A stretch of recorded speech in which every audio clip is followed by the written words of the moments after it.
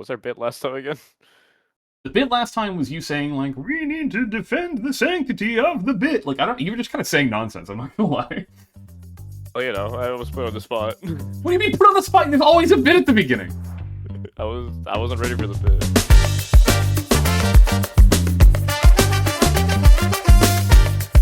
Hello, ladies and gentlemen, and everything in between and outside. I am Spood, coach of the Southtown Sandslashers, and joining me to cover Week 1 of the Magma Division is your boy White Loaf, coach of the Bayou Belly Bolts. Aren't you excited for Week 1? This is actually, you know what's crazy? We are recording this on Saturday of the week that it's happening. They're all done already. I mean, this has been, you know, with 8 less players, it always took longer than this. I mean, you had people waiting till the end of Sunday, basically every week at best. And now we're actually we're on pace, based on how the rest of today shakes out, to have all of the matches for the week done before Sunday even rolls up. So, that's fun. That's exciting. Yeah, it's awesome. But I think, you know, there's not much to talk about except for the matches, you know, so we're just gonna jump right on into our first one of the week. We have got Milotics, coach of the Bekasi Bisharps, versus Eevee, coach of the Puppytown Ponytas. This is an exciting first week. You know, this was, if you watched the draft analysis, you'll kind of recall maybe vaguely what the credentials of both of these players are, but just to refresh your memory, Eevee coming in from, if she does have competitive experience, it's from an era gone by, and you can just tell based on the team, that's looking like it's from 2016, you know, Heerlen, Rotom Wash, you know, Weavile, very Gen 6 OU looking team there. Meanwhile, Milotics, you know, definitely showing the VGC favor. You know, you got Mousehold, you have Pheasantipity, which you don't really see a lot in singles, Altaria, and Mega Aggron sitting there in the back. Yeah, and Milotics bringing in his experience from VGC as like a regular Master Ball level player on cartridge, but this being obviously kind of his first exposure to singles, or at least his first like serious foray into competitive singles. So this is really interesting. It's a little bit old school versus new school in kind of a fun, exciting way. Oh yeah, I didn't even think about that actually. You're right. That was fun. Yeah, we got a lot of like Gen 6 like OU team versus like Gen this is Gen 9. Yeah, Gen 9. Yeah. Just like shenanigans with like Volcarona, like Mousehold. You got Hisui Samurott. Yeah, Pheasantipity is from Scarlet and Violet. So there's, you know, it does feel very, you know, you 10 years ago, you today. Yeah. But this is exciting. I like the team comp. Again, we touched on this during the draft analysis, but Eevee's got like a super just rock solid like OU team basically, that can pretty much handle whatever, without even really needing to be changed that much week to week. Milotics got a more specialized team, and really looking at it, like, he's got a lot of stuff that's really powerful, but he struggles against Heerlen. I'm looking at Heerlen and I'm thinking that's pretty good into Pheasantipity, it's pretty good into Volcarona, it's pretty good into Mega Aggron, probably pretty decent into Mousehold even defensively, so Heerlen I think is going to be the key game piece coming from Eevee's side. Absolutely, yeah. No, the only thing Milotics has to deal with it is Hisui Samurott, which, you know, at that point, you know, you can just switch into like, you know, defensive like Mega Scizor or even like Whimsicott to just be able to soak a damage and get some like at least some prankster shenanigans. Obviously, it's not going to work like if you're trying to do like Thunder Wave. It's not going to work on Samurott because of the dark typing. But you could try and like set like a Tailwind and U-turn or something like that. Yeah. And or you just click Moonblast. Yeah, I was gonna say, when in doubt, just hit Moonblast. Like, it's a stab, super effective hit, and Mega Samurott. It might as well be Mega Samurott, frankly. It might as well, Samurott, you know, a lot of the times is not going to be able to be as bulky as maybe it otherwise would prefer to be on account of, you know, its speed tier is kind of awkward, and if you're going to use it as sort of that spike setter lead, you're going to have to invest at least in speed. So you're going to be splitting your bulk or your attack or both, and, you know, yeah, I can see Whimsicott being a solid switch in. So basically, that's kind of where my mentality is. I'm expecting to see a lot of pivots, a lot of hazard setting and removing, and more or less just playing around Heatran. Yeah. I think with that, let's get underway. Let's give it a look. And this is just like, again, you know, how old school. These are both super hardcore leads. Also, I love just Kojiro in and out. See ya. Like, I would not be brave enough to go in, and even if I'm Scarf, which I believe that is, I would still be afraid of like a counter Scarf Rotom, so I wouldn't have done that. But it pays off, you know. And then you see Volt Switch into U-turn. Yeah, so immediately just like immediate pivot city, like non-stop. You could be we did see it's faster, so it just opts to go ahead and go for the second Ceaseless Edge. Well, you noticed that it's leftovers on the Rotom, so it was clean to not be a Scarf. Yeah. But yeah, you know, losing Rotom like kind of stinks, but also like it just means that now Hisui Samurott can like freely click like Razor Shell a little bit more freely. Yeah. And then here's where we start to see, I think, a little bit of that new experience kind of coming in. So Eevee, very cleverly, very, you know, just well thought, you know, Heatran is spec'd out to deal with Volcarona, but Volcarona, especially without access to Terra or Hidden Power, can't do anything to hit this, just at all, basically. So to have come in that early while knowing Heatran was there and still basically at full HP, very brave from Metropic, and he does get punished. Yep. Eevee does wind up losing Heatran to Hisui Samurott, you know, opting to kind of try and stay in and just, like, tank the damage, I guess. Does wind up kind of, like, putting them on the back foot, though, because now you've lost that, like, big answer to the rest of the team. And now we've got Mega Aggron. You know, they opted to set up rocks, and, ladies and gentlemen, the wall. Yep, the wall's here. Look at that clean 10% Earthquake. I mean, obviously, you know, burn and +2 defense, and it's Mega Aggron. Just look at the stats. Like, it's going to be very difficult to break this. I mean, the fringe thing about it that's kind of nice is that it can't heal, basically, at all. But, you know, who needs to heal if you're only taking 10%, 18% per turn, right? And getting a kill every time. Yeah. No man on Earth can make you fall. Yeah. Very brave Swords Dance. You know, against this thing. I mean, I respect it. Like, I mean, what good is the chip gonna do, really? I don't even know that a crit close combat would kill that at that No, range. I agree. Like, it is the best play you can make. I probably would have gone Whimsicott first, seeing that, like, I mean, I don't blame her for not doing that, because you're gonna be afraid of, like, a Gyro Ball or something, but, yeah, Body Breath comes out, and you see Metropic with a very commanding 5-0 victory, mostly leaning on that Mega Aggron. And that's really interesting. You know, I think, really, frankly, both of them played better than I was kind of expecting for people who are unfamiliar with, like, the format. You know, I was particularly impressed, you know, like, Eevee had done counter-teaming to the point that I was like, oh, you know, you actually brought that as a specific, dedicated Volcarona counter Heatran. Yeah, I love the rock slide coming from Heatran. I think it was really good. Because it also, like, it's a good, like, mid ground. Like even if they go, like, Altaria, like, try and, like, soak, like, I don't know, like a Magma Storm, that's still gonna get, like, hit really hard. Right. But that's, you know, and that's the thing. Like, Metropic just, you know, held it together, even though the Volcarona, you know, got taken out of commission fairly early, and that is one of your stronger win con options. He correctly identified that Iron Defense Body Press Aggron was not going to be falling over now that Heatran was gone after the trade happened that kind of gave him the edge, and he pushed that advantage, and yeah, just won very cleanly, very commandingly. So very impressed out of Metropic, and frankly, I thought Eevee did pretty well too. I know it's a 5-0, but like, principally, the stuff on display, I think is a good sign of things to come on both ends.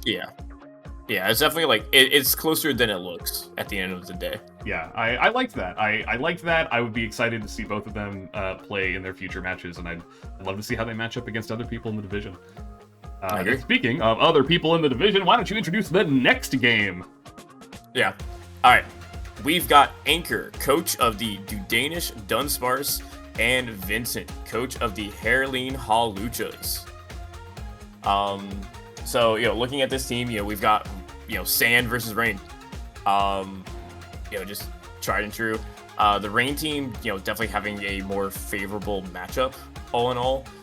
We do have Cradily on Vincent's side, so Storm Drain definitely helps with that weakness to water. But even then, like, we've got some decent switch-ins. Obviously, like, if we circling Earthquake, we have to be very cautious with our Pokemon like Dracozolt and Gigalith. But Runerigus, pretty physically bulky, can typically take like an Earthquake or two if it needs to. Shuckle also not the worst, but Waterfall is definitely something to be on the lookout for. And then even if all else fails, Kartana is always sitting there in the back as well, just waiting, frothing in the mouth, being able to click its stab leaf blade. True. And what's interesting about Vincent's team, I think, is worth like acknowledging is also there are no ice resists at all. And obviously there's no ice stab coming from Anchor's side, but like if you're familiar with Politoed and Mega Swampert, you know that they're going to be packing ice coverage to hit grass types anyway. So that could spell trouble. And in general, rain is the stronger weather than sand, in my opinion. I don't know if the needle has changed on that at all. I know sun is the new hotness on account of photosynthesis and everything, but... I mean, even with photosynthesis, like, rain still competes, like, really well at the end of the day.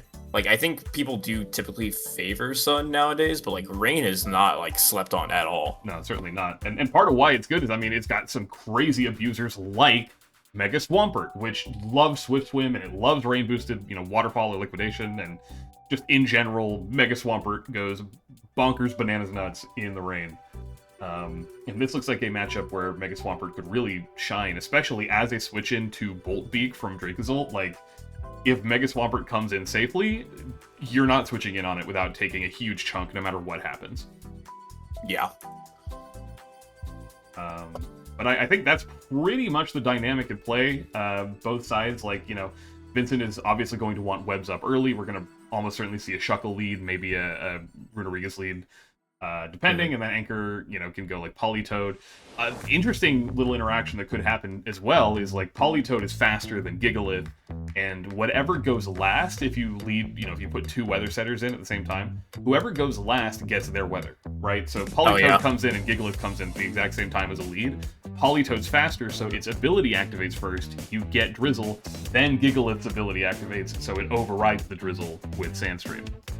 Yes, that is true. We did not talk about that. So just a little niche interaction, something to be aware of. But really, I think it all just kind of plays out from the opener, Anchor wants rain up, Vincent wants rain down, and that's it's all going to be basically maneuvering around Mega Swampert, in my opinion. And also trying not to get randomly swept by Kartana, which is also very possible. Yeah. Alright, with that, let's get it underway. Let's do it. We are leading Shuckle, and Politoed, getting that rain up instantly. I love the reverse trap, getting Whirlpool on Shuckle, keeping it in. Yes, it gets to set up webs. It also gets to set up its rocks. But you've got a defogger. You've got a fast defogger in Mulga already. Yep, and we have to go right for that on the Bolt Beak. So Motor Drive coming in, giving us that immunity, and just boom, no more hazards. Incredible trade for Anchor. No hazards, Shuckle out of the picture. You've only given up like 75% on Emolga. And this is also a good maneuver to get in Grimsnarl on the Dragon move, so very well done. Yeah, getting out to set up screens, parting shot out. Getting the rain back up. Yep. This is classic weather shenanigans, back and forth, just rain up, rain down, rain up, rain down. Yep. So here we do see that Storm Drain coming into play. But it's okay because we get to just go into Sceptile. We take the Giga Drain for days. Sludge Wave though. Yeah, Sludge Wave does suck. That's not great. The Dragon Tail making it slower. Yeah, because normally obviously Sceptile would outspeed, but the Dragon Tail gives it minus priority. So I think like in that scenario, like a Shed Tail into Kartana would have gone crazy. Yeah, absolutely. But again, but now Shed Tail is right. Yeah, Shed Tail is now off the table. Yep. I understand the impetus, though. It's revealed later that Kartana is Focus Sash, so you don't want to bring it in on rocks, because then obviously you lose the Sash, but, bringing it in on an expected Poison-type coverage move from Cradily is, I like that. I like that as play. But, again, it's all hindsight. what I do really love that they actually did was that endeavor is awesome, because now this thing is not a switch into Mega Swampert anymore. We love Endeavor in this household. Yeah. So here would be like a good opportunity to hit like Earthquake, for example. But then, you know, Anchor going for the Ice Punch.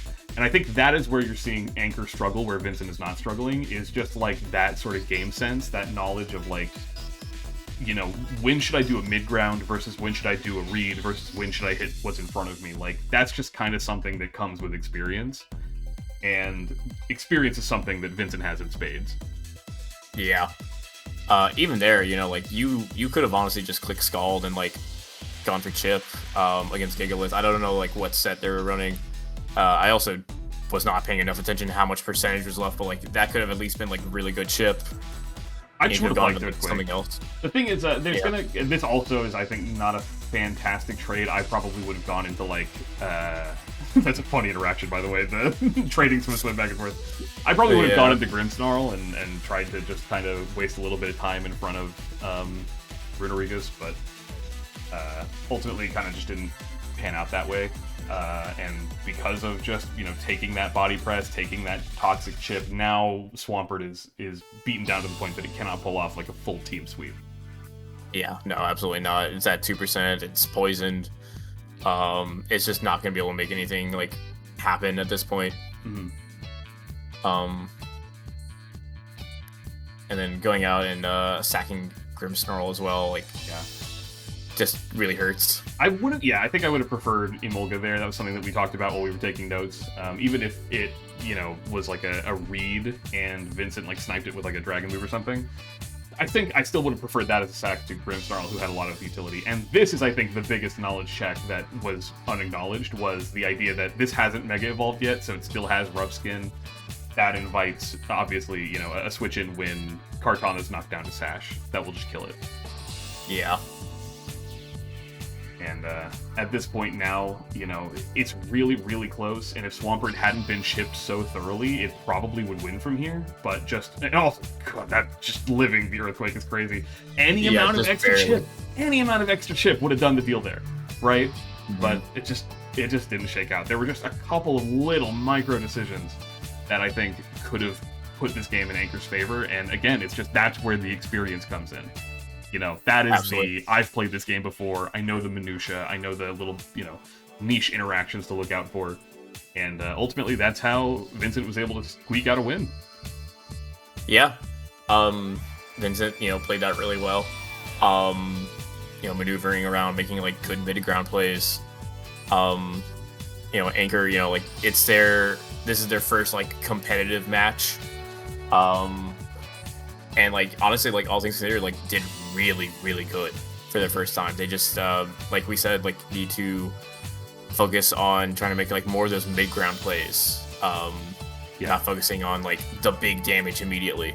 Right. More Earthquakes, less Ice Punches would have been really nice, I think. Because, again, you know, Ice Punch isn't resisted by anything, and Earthquake could have been resisted by, like, actually, there's no Earthquake resist here either, I'm realizing. But, you know, there's also zero. Very few Earthquake-weak Pokemon here. Whereas there's a lot of Pokemon that don't like taking an Ice Punch proactively, right? Like Runerigus and Mega Garchomp and Cradily, even Terra Ground, and Dracozolt are all weak to Ice Punch, so I get the impetus to, like, oh, I really want to click Ice Punch. But it's hard to articulate why sometimes you want to hit Earthquake instead, or why sometimes it's okay to hit Waterfall, even though Cradily's still alive.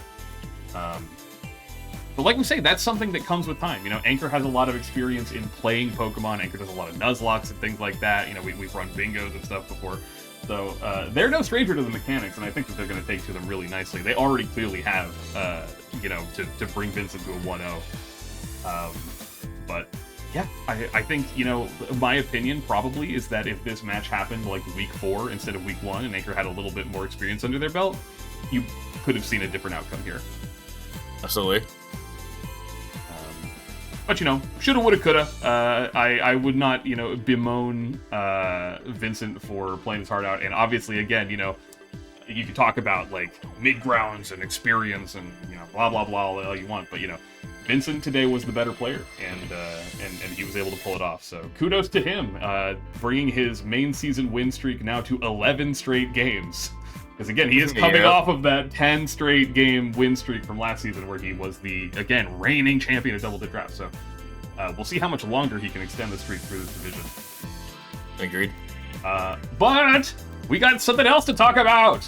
Instead, we're gonna U-turn over to talking about Kenneth, coach of the washed up Wishiwashis versus Mekura of Eevee Inc. Kenneth, staple double dip player, staple playoffs player, you know, somebody who's made very deep runs, gotten as high as runner-up, in fact, second place. Mekura coming in with effectively zero experience. I would say politely and probably out of every player in the league, I would expect him to have, like, the smallest Pokemon knowledge out of everybody. Yeah.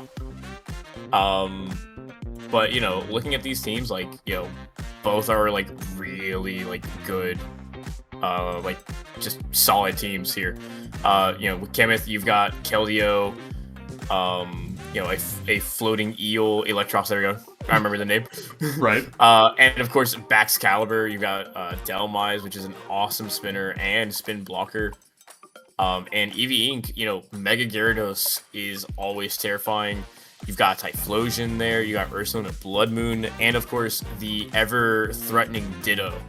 You know, which matches up especially well with Baxcalibur, yeah.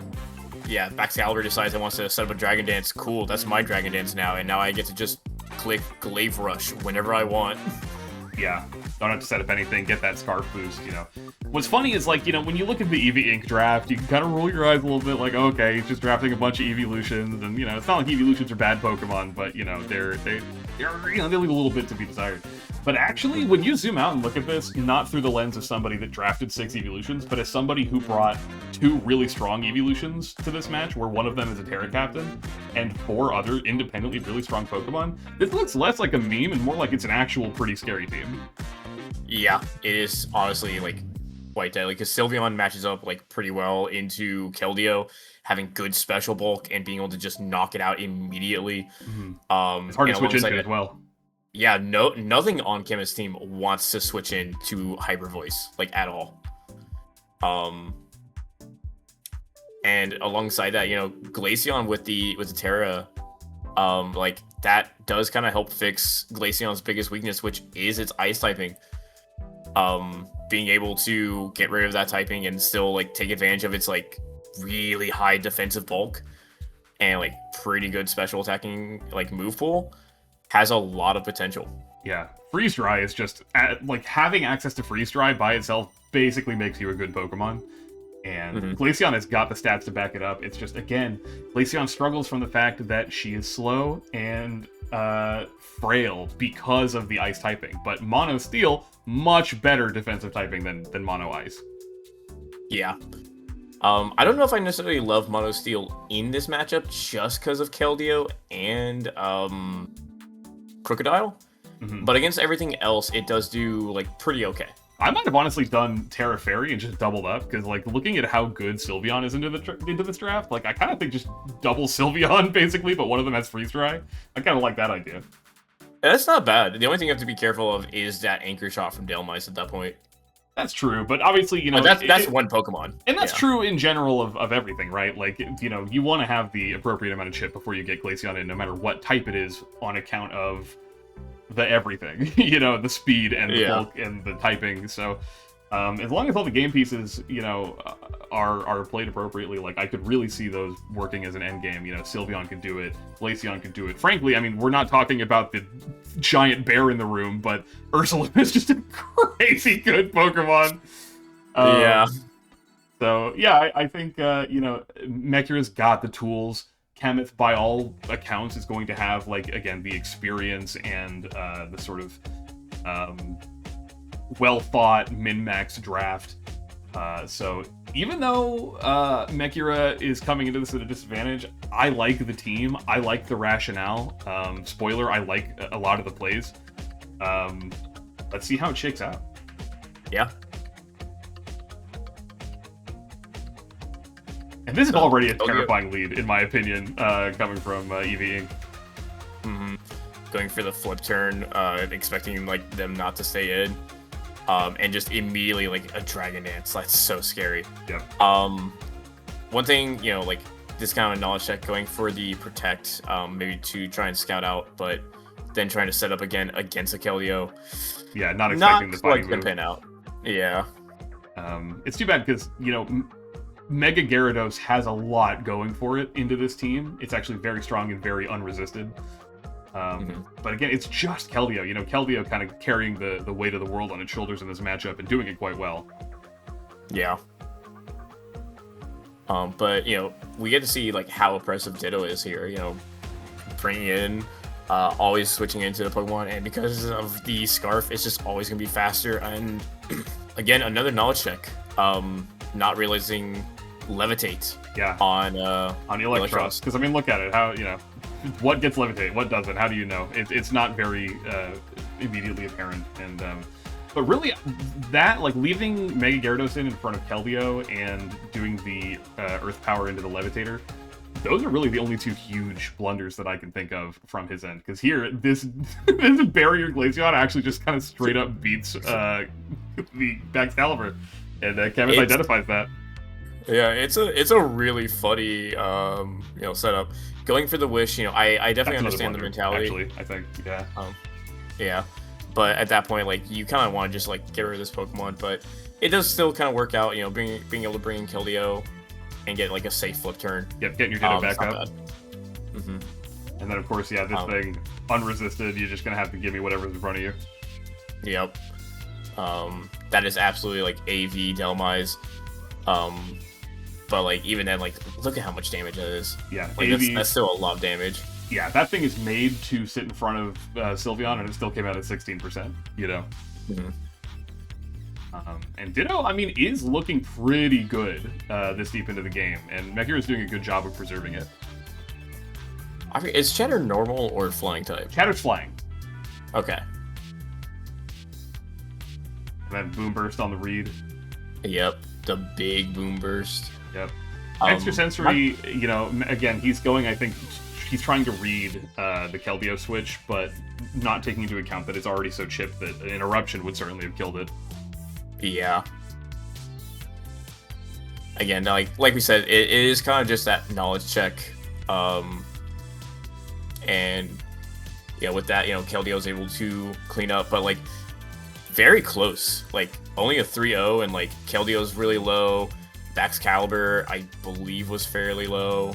Crocodile, I don't think had any damage. Baxcalibur had been shipped to 76 because it had subbed up, but... Oh, that's right, yeah. Yeah, but this was really doable, and again, Ditto just put such an immense amount of pressure, especially on stuff like Baxcalibur that just really likes to set up sweep, that, you know, there was a lot of value out of Ditto in this match. It was really more scary for Kemeth than I think a lot of people would have expected going into this match. Absolutely. And I love the barrier set on Terra Glaceon. I think that is honestly like so cool and like so funny. I think in general, I kind of love Magma Division, and the fact that like Eevee, Metropic, and Mechir are all here. Like, I want to see the three of them playing against each other the most, because I think there's going to be some really interesting,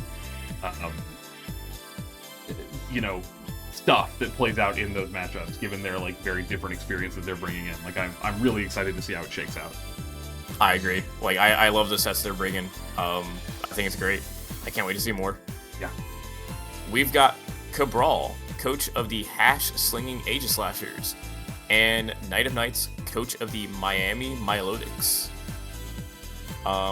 Looking at this team, I mean, you know, we've got, you know, at Team Preview, we've got Hyper Offense versus, well, Hyper Offense with two really bulky Pokemon, and then Hyper Offense with a lot of setup. Yeah, basically. It's, you know, obviously Cabral's thing, like, that his draft is more or less founded around is Orthworm Shed tailing into Speed Boost Blaziken with Swords Dance. You know, getting that in behind a substitute, giving it free turns to accumulate speed boosts, makes it really, really hard to stop. What you would need to stop it would be like a multi-scale Dragonite or a Mudsdale with stamina. You know, both of those things are super annoying for Blaziken to deal with, and so you're gonna see, you know, basically Cabral has to play his pieces right, get the chip, you know, get field control, get his hazards up, and ideally, you know, whittle things down so that he can play the Blaziken endgame without getting totally stuffed by Mudsdale and Dragonite. Yeah. I mean, like, he's got the tools for it. You know, Zygarde 10%, like, also, like, a pretty good, like, speed control. Especially since, you know, Night of Nights does have Chi-Yu just sitting there in the back as well. You know, my sweet baby boy Bellybolt also sitting there being, like, a really thick wall. Does not like Zygarde, but kind of likes the rest of this team, aside from maybe Rampardos. True. And it's not terrible in a Zydog either, because it can Toxicate, it can muddy water, you know. And it's bulky enough to soak, like, 1,000 arrows if it has enough health. Yeah, absolutely. Deceptive bulk. Yeah, very deceptive bulk. The thing is, it's not deceptive anymore, because anyone who's been playing in Double Dip for more than one season is like, I remember that thing. I remember Baby Gronk. He's such a problem. We love Baby Gronk. You know, half the spell loves Baby Gronk. I love Baby Gronk. And let's not forget Basculegion and Chi-Yu, you know, not to leave it unsaid, but, like, just explosive quick damage from Pokemon that don't need a lot of support. Yeah, I mean, adaptability, like Aqua Jet, like, that's really, really deadly.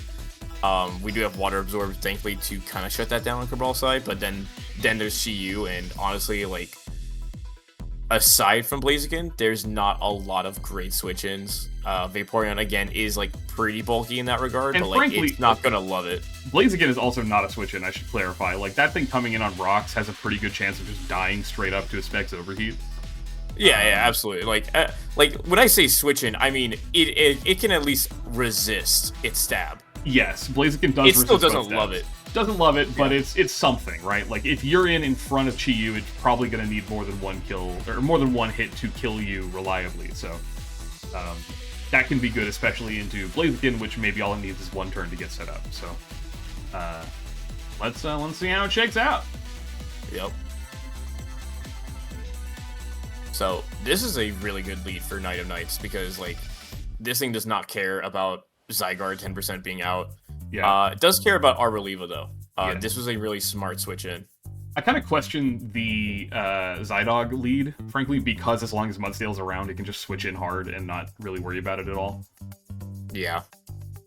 I like the idea of but, the Encore there to try and, you know, disincentivize like a Leech Seed or something from Arboliva, but yeah, Cabral just didn't even decide to play that game. And then immediately switching out on the Belly Bolt on the Toxic. I really like that, like, mid-ground, being able to just poison whatever comes in, but it's not going to work against Orthworm. Yep. And here we get a very early Shed Tail, which I don't know if I necessarily love this, just because, you know, like, even though we went into Arboliva, like, there's still Dragonite in the background, there's still Mudsdale at full health. It's just a very aggressive, like, Shed Tail very early on. I just don't think it was a right call there. Yeah, you have at most like maybe 3 Shed Tails if you're lucky, usually only 2, and that, you know, you're chipping yourself by 50% for what reason? Like, to what end does Arboliva really benefit from that substitute, right? Though I do love the alluring voice on the Dragonite. I will say that. Yeah, it was great. It was just, that was well played. I like that a lot. And getting a burn on Billy Bolt. I mean, like, obviously, like, Billy Bolt doesn't care too much about the burn, but, like, that's still chip. That's going to be, like, going down. Yeah. And it's just not going to appreciate that. Getting a free Dragon Dance on the Muddy Water switch, like, it didn't really do that much in the grand scheme of things, but, like, that's still a lot of chip, especially with the continuous toxic damage. Yeah. And there, I would have gone into Mudsdale, frankly. Yeah, absolutely. But now that you've got a safe switch into Bask, you might as well take it. And yeah, Cabral's just making, like, kind of the right switch-ins at the right time, whereas Night of Nights is kind of just, like, clicking about what's in front of him and not, like, trying to make, like, mid-grounds a lot right now. Which is honestly fine with a team that has Chi-Yu on it most of the time. It's just, like, the game pieces aren't gone quite yet. Agreed. And then this almost gave me a fucking heart palpitation seeing Paralyze Vaporeon on Cabral's team. Again, getting Calm Mind. Hex does 21%, and it's just gonna keep getting full para. This happens every time. I don't know why people keep paralyzing Cabral's Vaporeon, expecting it to ever die. It never dies, and it never moves. It just sits there now. A quick PSA to the rest of Magma Division: if you're going up against Cabral, just don't even run Thunder Wave. Yeah, just don't bother. Yeah, just don't. Wisely, Snake is like, I'm just gonna roar this thing out. I don't want to look at it anymore. Yeah. This is also, frankly, respectfully to Cabral, a terrible Shed Tail. I don't know how you don't expect it to just keep roaring. So he's just chunked his, Orthworm and thrown away his only other Shed Tail on literally nothing. And that's just going to be like a user error thing. Like, he's still learning how all of the pieces fit together. Yeah, absolutely. Yeah, that's a week 1 moment. But yeah, going out into Arboliva again, like really good switch-ins from Cabral. Making a safe play, just clicking Giga Drain. Doesn't really care about anything Golingo does right now, and just being able to Earth Power freely and get a KO. Yeah. And honestly, like, Arboliva goes kind of crazy. Like, I think, maybe a lot of people, including myself, overlooked it during draft analysis, and it's actually pretty bulky, has an interesting typing, has an interesting moveset, access to Earth Power. Like, it's pretty reliable, actually, and it does a lot in this match. Yeah, and that is a Terra Captain, right? Arboliva? Yes, it is one of the Terra Captains. Yeah, kind of shocked that we're just running Terra normal. I feel like, we could really benefit from having a Terra that does help you resist Chi-Yu. Yeah, maybe like a Terra Fairy. I like Terra Fairy a lot. I don't know, it's just going to be my old reliable. I mean, hey, Terra Fairy is always the nice one. But here we do see that Chi-Yu is Scarf. Yep. And, now that we're +2 speed with Blaziken, nothing matters. Yep. We just click Close Combat, and we win. I was kind of shocked to see that Close Combat even did 43 to Mudsdale, just raw, but it certainly did. Yeah. I think when I looked it up, I think it was a roll. It was definitely like a roll in Blaziken's favor, but like still. Not that it even matters, because it would be faster after, Exactly.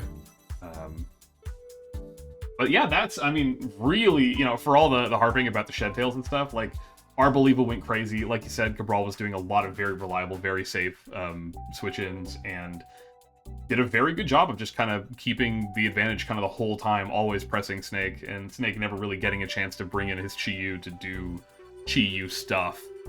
I think probably I'd recommend, doing more, like, boots, being a little bit more conservative with, like, switching in things like Dragonite, especially, again, if you don't have boots, preserving that multi-scale, trying to, set up your Mudseal a little more reliably. Like, I think there were definitely adjustments that we could have seen from Snake that would have made this look closer, but as it stands, yeah, Cabral with a pretty commanding 5-0. Yeah.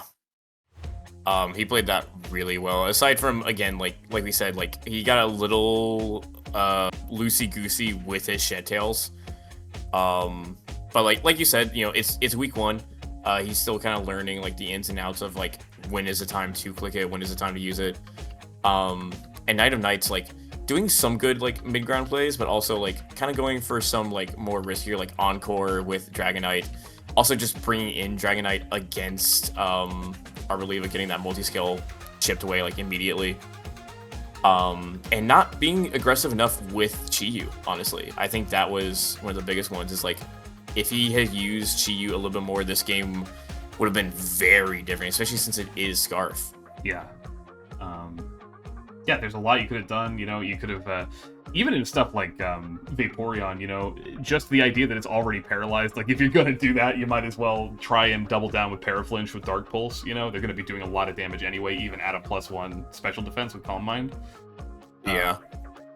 Obviously, you don't want to switch it hard in, but, just identifying these places where, like, oh yeah, Chi-Yu comes in and either kills what's in front of it or forces to switch to something that has to sack, because nothing lives 2 hits. Exactly. But yeah, I genuinely, I thought that was a pretty well-played match, and we've got some standings to look at. Why don't you read us off the top 4, and I will read us off the bottom 4. Yeah, so top 4, sitting at first place. Well, it's actually a tie for first place. We have Slinging Aegislashers. That good old 1 victory, but sitting at a nice 5-0. Then we've got God, how do you pronounce it? Bekasi? Bekasi. Bekasi? I would say Bekasi. I don't actually know the pronunciation, but just working under the assumption. Let me know, Metropic, if I'm wrong, and I will apologize. Yeah, I will also apologize. But Bekasi Bisharps, also sitting at 5-0 with their first victory. Washed up Wishiwashis, just below them both, sitting with a nice 3-0 in their victory, and then the Heerlen Hawluchas, sitting at a nice clean 1-0. Yeah, and then we're looking at the bottom four here, starting at 5th place. We've got Anchor of the DuDanishDunsparce at an 0-1 -1, so just chomping right there at the bit. Move down to 6th place. We've got Eevee Inc., coached by Megura, at an 0-1 -3, and then a tie for 7th and 8th, respectively, from Snake of the Miami Milotics and Eevee of the Puppytown Ponytas, both sitting at an 0-1 -5 going into week 2. So this is not really how I expected this one to look. Vincent placing a lot lower than I would have thought out of week 1. Again, he is the top seed of the division. He's only barely hanging on to his playoff spot, but it's very early. It's a very volatile leaderboard week 1. Like, you could see, anyone going up or down to any degree when there's more than one data point. Yeah, absolutely. Like, week 1, differentials might as well just not even exist sometimes. Obviously, with the 5-0s, that's kind of a different story. Like, that is a strong foot to start on. You definitely have a lot more wiggle room, but, even then, if you just kind of, sit on your laurels, that can quickly become a, negative, 3 differential if you're not careful. Yep. A good early game season is only as good as it is sustained through the rest of the game, so definitely keep an eye on Cabral and Metropic. They're, again, sitting very pretty 1-0 +5. That's a very comfortable place to be after week 1. But literally anything could happen. And given how the matches today went, I would expect that the playoff spot, especially probably around the 4th spot, is going to be very volatile. I would not know who's going to take it. Yeah. Yeah, I don't even know at this point. It's very early on. I feel... No, honestly, I don't know. It's just way too early to say. Yeah. Obviously, there are, obvious ones where it's if Vincent can keep up his win streak, then, I think he can do it. But at the end of the day, if anyone plays well enough, it is literally anyone's game at this point. Yep. Nothing to say except, obviously you want to start off on a 1-0. The people who got in an early win are definitely partying. People with an early loss not taking it amazingly well. But again, anything can happen. No need to get stuck in the trenches. And we've seen a lot of potential out of, frankly, every match this season out of this division that I'm very excited to see where it goes from here. Otherwise, I would highly recommend, if you're so inclined, to check out the other division recaps. If you want to find more from me, you can check out the Rocket division where I cover it with Cabral. If you want to hear more from Nick, you can check out the Skull recap. Yes, the Skull division with Aurora. And then Aqua is Aurora and Cabral, I believe. And you can check that out. They should all be on the same channel. Check out their respective playlists. And thank you for joining us for another week of Double Dip Draft Season 8. We're in it. Let's go! Yes. Week 1 finally, week 1 of Magma division finally done. So excited to see how week 2 pans out. And we'll see you all there.